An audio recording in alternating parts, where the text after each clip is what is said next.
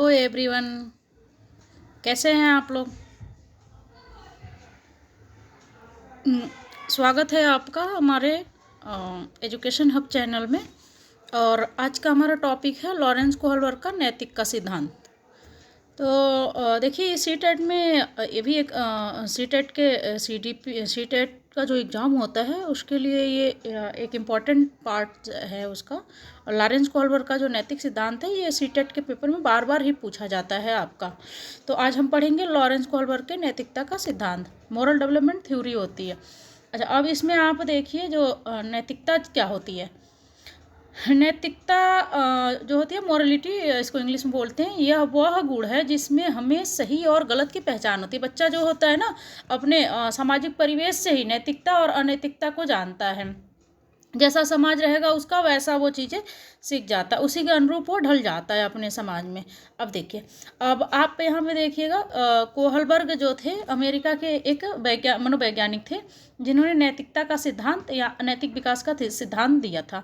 अब आगे देखिए आप, कोहलबर्ग अपने प्रयोगों में छोटी कथाओं को एवं छोटी कहानियों को उपस्थित कर उससे संबंधित नैतिक समस्याओं के संबंध में प्रश्न पूछते थे। देखिए आगे क्या दिया है इन्होंने, नैतिक दुविधा क्या होती है, मोरल डिलेमा के बारे में पढ़ेंगे। सबसे इम्पोर्टेंट ये पॉइंट है आपका, ये पेपर में पूछा जाता है आपका सी टेट के। अभी तक जितना पेपर हुआ है उसमें पूछा ही गया है ये। देखिए, सही और गलत के बारे में डिसीजन, सही और गलत के बारे में जो निर्णय जो होता है, ये देखिए निर्णय है, निर्णय लेने में शामिल प्रक्रिया को नैतिक दुविधा कहते हैं।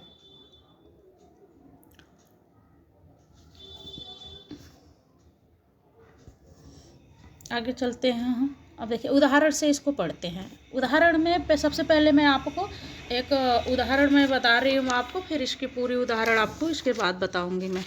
अभी आप देखिए इसमें हिंज है कोई, और उसके देखिए अब यहाँ पे मोरल डिलेमा की बात आ रही है। अब देखिएगा, अब उसमें क्या करता है, नैतिक निर्णय लेने की क्या यहाँ पे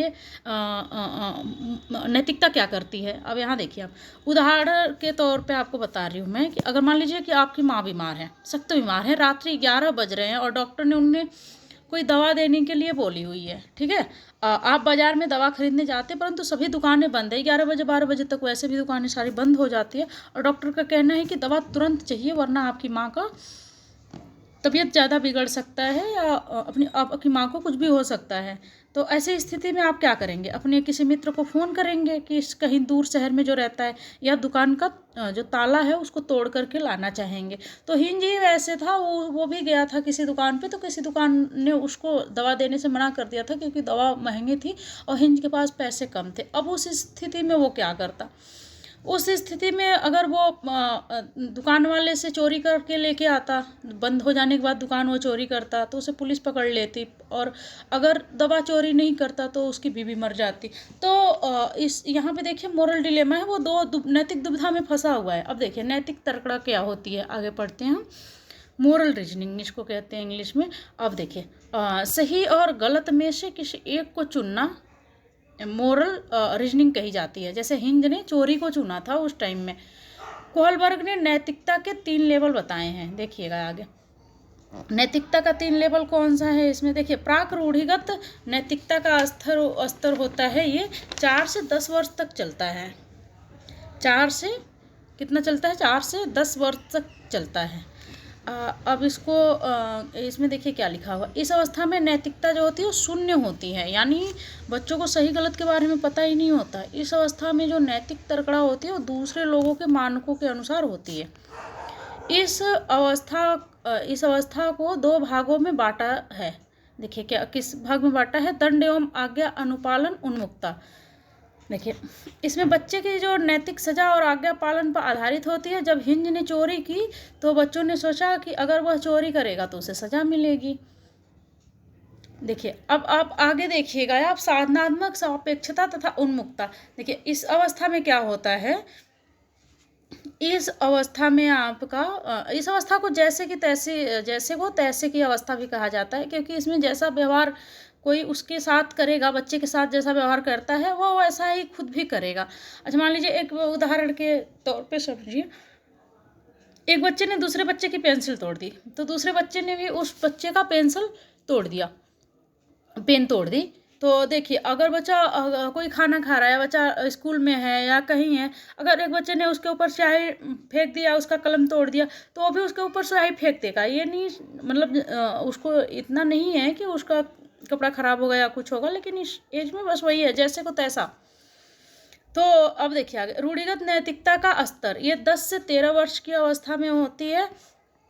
इसको इस अवस्था में बच्चा दूसरे लोगों के मानकों को अपने अंदर समावेशित कर लेता है तथा ठीक उसी के अनुसार सही गलत का निर्णय करता है। इस एज में जो बच्चा होता है वो दूसरे की कॉपी करना सीखता है।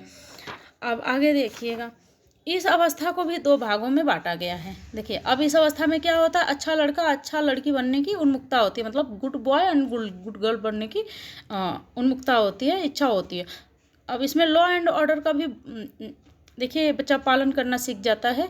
कानून एवं व्यवस्था उन्मुखता, इसमें बच्चा कानून तथा सामाजिक व्यवस्था को बनाए रखने की क्षमता एवं भावना को विकसित करता है।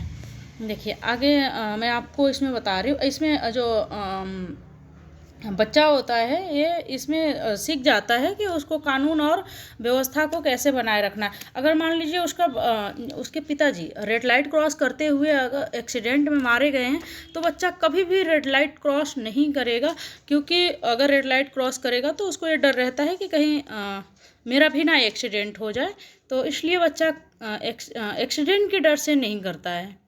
तो इसमें लॉ एंड ऑर्डर का भी आ जाता है, भावना अंदर से आ जाती है।